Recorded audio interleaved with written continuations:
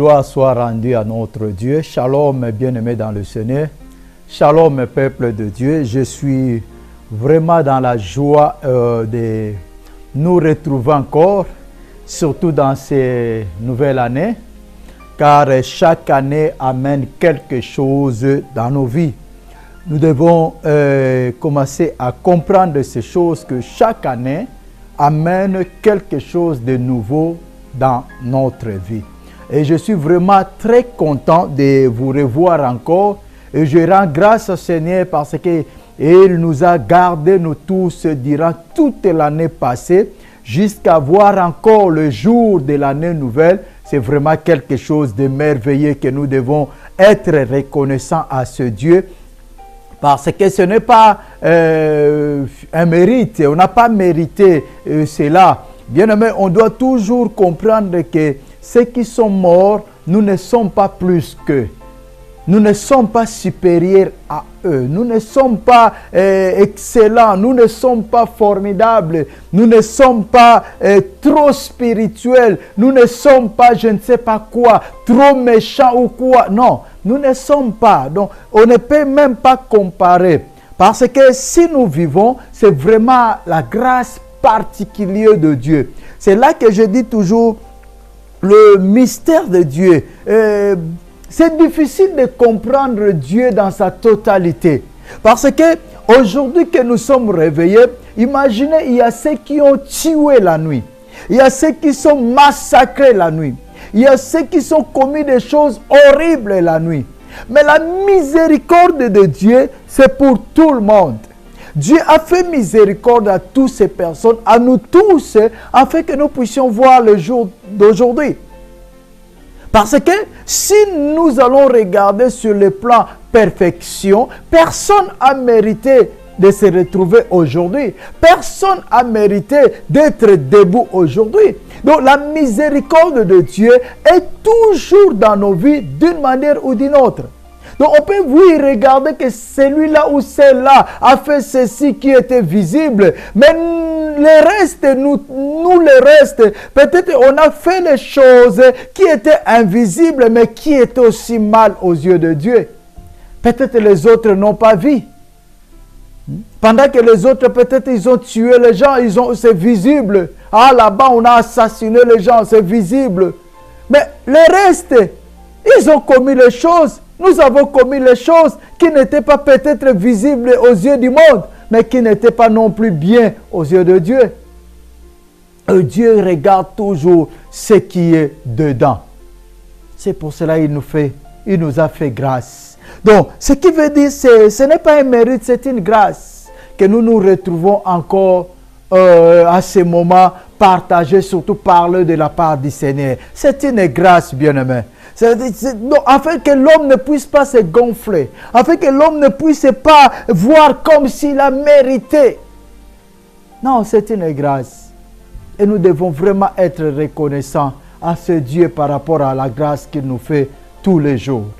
Bonne année à tout le monde, encore je le répète. Nous que Dieu a fait la grâce de voir cette année nouvelle. Bonne année, que Dieu nous bénisse et que cette année puisse apporter de nouvelles choses dans notre vie, surtout sur le plan spirituel. Car je dis toujours, comme la Bible le dit, à quoi sert à un homme de gagner tout et de perdre son âme? Être riche, c'est bien, mais vraie richesse, c'est dans le Seigneur. Si tu es riche et tu es dans le Seigneur, c'est meilleur, c'est formidable. Mais si tu es riche et que tu ne connais pas le Seigneur, c'est vraiment inutile. C'est vraiment inutile. C'est là qu'on parle de vanité. C'est vraiment rien. Car ce jour-là devant le Seigneur, il ne te demandera pas ta richesse, la maison que tu avais, mais il te demandera comment tu t'es comporté, comment tu as mené ta vie, comment tu as vécu sur la terre. Donc la richesse, c'est Jésus-Christ. Matériel, c'est quelque chose de plus, mais la richesse, c'est Jésus-Christ. Ne cherchez que personne ne te trompe, que personne ne t'amène dans des discussions vaines, dans des connaissances vaines, de chercher à te faire voir ou à te faire écouter certaines choses vaines. Bien-aimé, la richesse, c'est Jésus-Christ. Un point très. Si tu as Jésus-Christ, tu es riche. Que personne ne te trompe. Si tu as Jésus-Christ dans ta vie, tu es riche. C'est pour cela que nous devons vraiment le connaître. C'est pour cela que nous devons vraiment entrer, vivre avec lui. C'est très important. Vivre avec Christ. Et connaître qui est Christ. Pas parler de ce qui est, mais connaître qui est Christ. Quand tu connais les choses, tu vas bien le faire. Quand tu connais les choses, ça deviendra facile pour toi. Mais quand tu ne connais pas les choses, ou quand tu ne comprends pas les choses, ça sera compliqué, ça sera difficile pour toi. Même pour aller marcher comme Christ, ça sera difficile, parce que tu ne le connais pas. Comment tu peux marcher comme quelqu'un que tu ne connais pas? C'est impossible. Nous devons le connaître. Que Dieu vous bénisse, bien-aimés. Nous sommes toujours dans ce temps que nous partageons, le temps que nous sommes en train de parler de Christ, dans ce thème, une vie nouvelle, une vie que Christ nous a donnée. Comme cette nouvelle année, nous avons commencé une nouvelle année. Donc ce qui veut dire, tout ce qui était de l'année passée est passé. On ne peut plus écrire dans nos agendas ou dans nos feuilles ou dans nos papiers la date de l'année passée. Ça n'existera plus. Toutes les lettres qui étaient avec la date de l'année passée, ce sont des lettres. Pour le moment, on va dire que c'est déjà expiré. Ce n'est plus à la mode. Oui, je sais, il y a certains dossiers de l'année passée qui ne sont pas encore traités. Mais pour écrire aujourd'hui, nous n'allons pas écrire la date de l'année passée. Nous allons commencer à écrire 2019. On n'écrira plus 2018. Dans nos agendas, on va écrire 2019. Donc, ce qui veut dire 2018 est totalement passé. C'est ça la vie nouvelle que nous sommes en train de parler. Donc, changez vraiment la page, tournez la page d'une vie ancienne et prendre la page d'une vie nouvelle. Et cette vie nouvelle, ça sera que par notre volonté, si nous le voulons, si nous le désirons. C'est là que nous allons vivre notre vie nouvelle. Si nous ne le désirons pas, si nous voulons rester toujours un pied 2018, un pied 2019, on restera comme ça. Parce que ce genre de choses, c'est la décision de l'homme. L'homme a le choix de choisir comme la Bible nous dit. Je mets devant toi la bénédiction et la malédiction. C'est à toi de choisir. Mais Dieu tellement il est bon, il nous a dit, moi je vous conseille, donc je vous dis, ce n'est pas obligation, mais je vous dis de choisir la bénédiction, je vous dis de choisir le bien pour bien vivre. Mais le choix appartient à l'homme. Si tu veux vivre complètement 2019, il faut une vie nouvelle. Ne restez plus la même personne comme en 2018 qui tâtonnait souvent ou je ne sais pas comment. Mais soyez vraiment une nouvelle personne pour cette année. Cette année, c'est une année que nous allons chercher la face de Dieu en vérité. Nous allons chercher la face de Dieu en vérité. En vérité, cela veut dire quoi? Peut-être on avait cherché la face de Dieu. Peut-être on avait prié. Peut-être on adorait. Peut-être on faisait tant de choses. Mais il y avait toujours les ambiguïtés. Il y avait toujours des choses tantôt plus tôt. On mélangeait souvent. Dieu est l'idolâtrie. Dieu est de mauvaises choses. Dieu est de mauvais caractères. Dieu est de tant de choses. On avait peut-être le mélange. Mais cette année, nous allons chercher Dieu dans la vérité. Chercher Dieu dans la vérité. Et nous avons fini l'année en parlant de ce sous-thème veiller et prier. On a parlé de veiller. Pourquoi veiller? Pour ne pas prier en vain. Vous savez, beaucoup de prières ne sont pas exaucées parce que ce sont des passe-temps. Ce sont des temps perdus. Ce sont des œuvres mortes. Nous prions, mais c'est l'œuvre morte devant Dieu.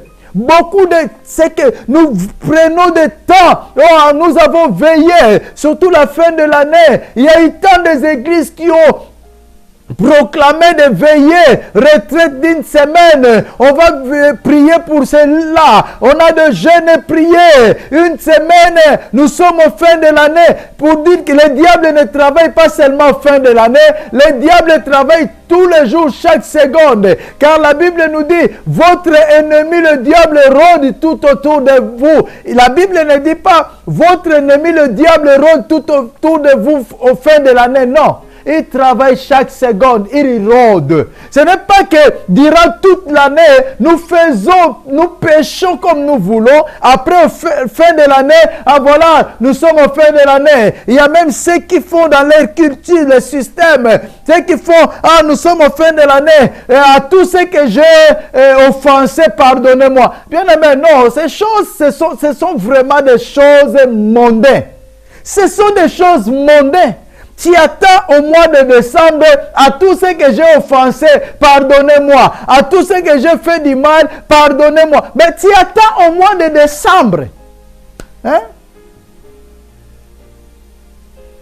Et ceux que tu avais offensés, peut-être ils s'étaient morts au mois de juin.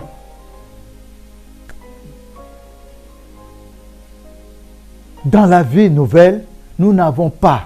Nous ne devons pas avoir l'habitude de pécher volontairement, de offenser les gens volontairement, de comploter contre les gens volontairement, et puis nous allons attendre encore fin de l'année 2019 pour leur demander pardon. Non, bien-aimé, ça ne fonctionne pas. Il faut choisir. 2019, c'est l'année de choix. Il faut choisir. Qui voulez-vous servir, comme Josué avait dit? Qui voulez-vous servir? Regardez vous-même qui voulez-vous servir. Ce n'est plus le temps de mélange. Il a dit à ce peuple, Dieu vous a fait du bien. Il vous a fait sortir de l'Égypte. Il vous a béni. Il vous a donné tout ce que vous avez besoin. Vous avez manqué de rien. Il vous a donné des mannes. Il vous a donné la viande quand vous avez demandé. Il vous avait donné de l'eau et tout. Même au milieu du désert, vous n'avez manqué de rien. Vos chaussures n'étaient pas abîmées. Vos habits n'étaient pas abîmés. Il vous a donné tout. Et maintenant, vous voulez devenir des ingrats vis-à-vis de lui. Lui mélanger avec des idoles. Lui mélanger avec des statues. Qui voulez-vous servir? C'est ça 2019. Qui tu veux servir? Tu vas attendre encore à la fin de 2019 pour écrire sur les réseaux sociaux ou pour commencer à appeler les gens pour dire à ceux que j'ai offensés, pardonnez-moi. À ceux que tu as comploté volontairement. À ceux que tu as offensé volontairement. À ceux que tu as sémé le mal volontairement. Et tu attends le décembre pour demander pardon. Non, bien-aimé. Non. Nous devons vraiment comprendre ce que nous voulons. Nous devons vraiment se mettre à ce que nous voulons.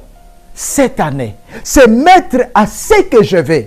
Je vais me mettre. Vous savez, quand tu sais quelque chose, quand tu veux quelque chose, tu vas se mettre. Ce n'est pas l'année de continuer à faire la même chose. Ce n'est pas l'année de fanatisme à l'église. Ce n'est pas l'année de pécher volontairement, même au milieu de l'église. Ce n'est pas l'année de blasphémer contre Dieu ou contre le Saint-Esprit.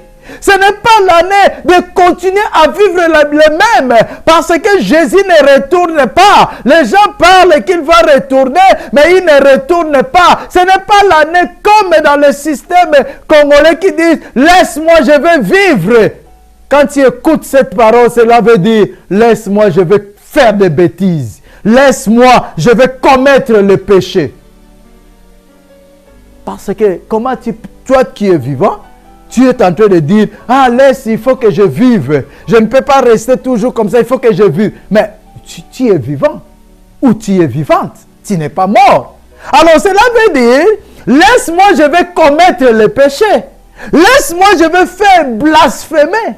Laisse-moi, je veux faire n'importe quoi. C'est ça, vivre. Quand quelqu'un commence à réclamer la vie pendant qu'il est vivant, c'est étonnant. Quelqu'un qui réclame la vie pendant qu'il est fort. Quelqu'un qui réclame la vie pendant qu'il marche, il danse, il fait tout. Mais il réclame la vie. Laisse-moi un peu vivre. Alors cela veut dire, laisse-moi un peu pécher. Laisse-moi un peu faire la volonté de la chair. Parce que tout ce qui est volonté de la chair, c'est le péché. Cette année, bien-aimé, nouvelle année qui vient de commencer, qu'est-ce que tu regardes? Qu'est-ce que tu vois? Dans tes pensées, il y a quoi? La même personne. Le temps passe, les années passent, mais tu restes toujours la même personne. Tu restes toujours ce genre de personnes, je ne peux pas les appeler des chrétiens, ce genre de personnes qui sont un pied dedans, un pied dehors. Tu restes toujours ce genre de personnes qui fréquentent l'église, mais qui ne connaissent pas qu'est-ce qu'est l'église.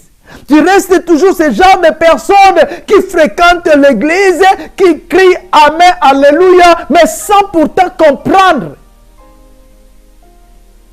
Tu restes toujours fanatique. Tu restes toujours fanatique. Beaucoup des Amen, beaucoup d'Alléluia, sans pourtant comprendre. En gardant l'identité, même identité, qui ne change pas. Tu restes toujours dans cet état. Ça, c'est sujet de réfléchir. C'est vraiment sujet de réflexion, de rester un peu et de te poser la question, toi-même. Qu'est-ce que je veux cette année? Quels sont mes objectifs cette année? Je ne parle pas des objectifs normaux. Donc, ce qui veut dire avoir ceci, construire cela, avoir... Non, je parle des objectifs spirituels. Comment je dois me comporter cette année? Comment je dois vivre? Afin que mes prières soient des prières qui montent au ciel. Afin que mes prières soient des prières qui font trembler les ténèbres. Afin que mes prières soient des prières qui seront exaucées. Afin que mes prières puissent accomplir tant de choses. Afin que quand je commence à prier, le ténèbre tremble. Quand je commence à prier, les sorciers tremblent. Quand je commence à prier, lui-même, leur chef de ténèbres tremble. Ou ça sera la même chose. Quand tu commences à prier, les ténèbres commencent à se moquer de toi. À poser même la question, qu'est-ce qu'il fait? Il fait quoi? Bien-aimé, c'est l'année de prendre la décision. Qui voulez-vous servir? C'est l'année de comprendre qui tu veux servir. Tu es chrétien? Oui. C'est la joie. C'est une bonne nouvelle. Il y a une chose. Mets-toi tous les deux pieds dedans et cherchez à suivre Christ. Ne cherchez pas à connaître la vie de tout le monde. Cherche à connaître la vie de la Bible. Cherche à connaître la vie de tout ce qui est écrit dans la Bible. Cherche à connaître la vie de Jean, à Pierre. Cherche à connaître la vie de Josué. Cherche à connaître la vie de Moïse. Cherche à connaître la vie de tout ce qui est Paul et tous les autres. Daniel et ainsi de suite. Cherche à connaître leur vie. C'est ça qui te donnera la conduite idéale. Ne passe pas ton temps à chercher à connaître la vie de tout le monde. Ne passe pas ton temps à chercher à critiquer tout le monde. Mais passe ton temps à chercher à connaître les Écritures. La Bible dit quoi? Si c'est ça ton objectif, sache que l'année 2019 sera une année de la bénédiction. Une immense bénédiction. Que tout le monde le verra et tout le monde glorifiera Dieu. Si tu veux chercher la vie de la Bible. Mais si tu veux, parce que le temps chercher la vie de tout le monde, ça sera vraiment passe-temps inutilement. Je suis en train d'introduire ce sous-thème de prier. Parce que nous entamons maintenant l'étape de prier. On a parlé de veiller, maintenant nous allons parler de prier. Alors je suis en train d'introduire cela. Parce qu'on a beaucoup prié. Je dis toujours, ça je parle. Si je regarde mon pays, le Congo, il y a tant de personnes qui prient. Dans chaque avenue, il y a peut-être 10, 15, 20 églises. Dans chaque avenue. Il y a la louange à gauche, l'adoration à droite, la prédication de côté. Donc, surtout les jours de culte, il y a le bruit immense. Mais quand je regarde l'état de mon pays, ce qui se passe dans mon pays, c'est le pays où le sang coule à merveille. Ça commence à se parler partout. Depuis la fin du Deuxième Guerre mondiale, il n'y a pas eu encore tant de morts comme dans mon pays. Mais c'est le pays où les gens prient beaucoup, où tout le monde connaît Dieu. Depuis l'enfance, il y a déjà cette habitude d'aller à l'église. Depuis l'enfance, il y a déjà... les enfants naissent déjà avec l'adoration, donc en écoutant l'adoration, parce que là où se trouve la maternité, à côté il y a l'église, à côté il y a l'église, ils naissent déjà dans l'adoration. La louange, où ils naissent déjà en écoutant la parole de Dieu. C'est un pays où la main de l'Éternel devait être à merveille. Mais lorsque je vois ce qui se passe dans mon pays, je dis rapidement, il y a quelque chose qui ne va pas. Il y a quelque chose qui ne tourne pas à rond. Oui, c'est un pays où les gens prient, mais ils prient qui? Qui voulez-vous servir? Qui voulez-vous adorer? Qui voulez-vous prier? Pendant que Josué pouvait poser cette question, ce peuple priait, ils adoraient. Mais ils adoraient qui? Ils priaient qui?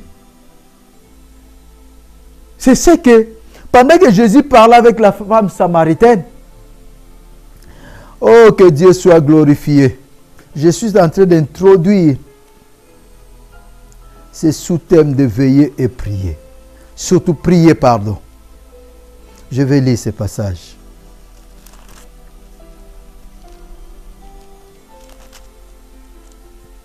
Jean 4. Jean 4.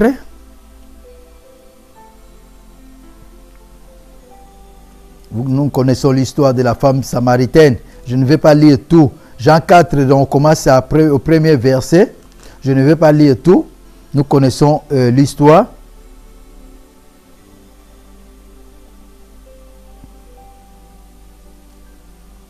Alléluia, Jésus. Je lis le 19. Donc, Jean 4, verset 19. La Bible dit ceci. Seigneur, lui dit la femme, je vois que tu es prophète. Nos pères ont adoré sur cette montagne. Et vous dites-vous que l'endroit où il faut adorer est à Jérusalem. 21. Femme, lui dit Jésus, crois-moi, l'heure vient où ce ne sera ni sur cette montagne, ni à Jérusalem que vous adorerez le Père. Vous adorez ce que vous ne connaissez pas. Nous adorons ce que nous connaissons, car le salut vient des Juifs. Mais l'heure vient, et c'est maintenant où les vrais adorateurs adoreront le Père en esprit et en vérité. Car ce sont de tels adorateurs que le Père recherche. Dieu est esprit et il faut que ceux qui l'adorent en esprit et en vérité. La femme parle de l'adoration. Elle a dit, vous dites, nos pères ont adoré. Elle a bien souligné, nos pères ont adoré. Donc, ce qui veut dire, leur père étaient des adorateurs. Leur père étaient des personnes qui priaient. Leur père, c'était des personnes qui prêchaient. Mais seulement, ils adoraient qui? Ils prêchaient qui? Ils louaient qui? Ils priaient qui? Donc, question, ce n'est pas de prier. Question, ce n'est pas d'adorer. Question, ce n'est pas de louer. Question, ce n'est pas je ne sais pas quoi. Mais question, c'est qui? Tu adores qui? Tu pries qui? Quel est ton état? Oh, Pierre dit, Dieu est saint. Il faut que ceux qui s'approchent de lui soient des saints. C'est profond, hein? C'est dur à écouter ou à supporter. Il faut que ceux qui s'approchent de lui soient des saints. Mon pays, les gens adorent. Les gens louent Dieu. Les gens prient à merveille. Depuis le matin, il y a des églises qui sont ouvertes 24/24. Depuis le matin jusqu'au matin, il n'y a que des programmes qui changent. La jeunesse, la louange, l'équipe des adorateurs, l'équipe des gagnants d'âme, l'équipe des prédicateurs, et l'équipe veillée de prier jusqu'au matin. Mais en voyant la situation de mon pays, il y a quelque chose qui ne va pas. Il y a quelque chose qui ne va pas. Tu pries qui? Quel est ton état? Parce que Dieu est saint, il faut que ceux qui le prient soient aussi comme lui. Il faut que ceux qui s'approchent de lui soient comme lui. C'est là le problème. Ce n'est pas que tu adores le monde, tu pries le monde et tu prétends être avec Dieu. Non, non, bien aimé. C'est ça l'année 2019. Nous allons prendre la décision. Je dois prier qui? Je dois servir qui? Ça, c'est vraiment l'introduction de notre sous-thème prier. Que le Seigneur vous bénisse. Nous allons nous revoir à la prochaine occasion par la grâce de Dieu. Prépare-toi vraiment à comprendre je vais être comment dans cette année. Que Dieu soit avec nous. Nous allons nous retrouver à la prochaine occasion. Restez et demeurez dans la paix de notre Seigneur Jésus-Christ. Que Dieu vous bénisse.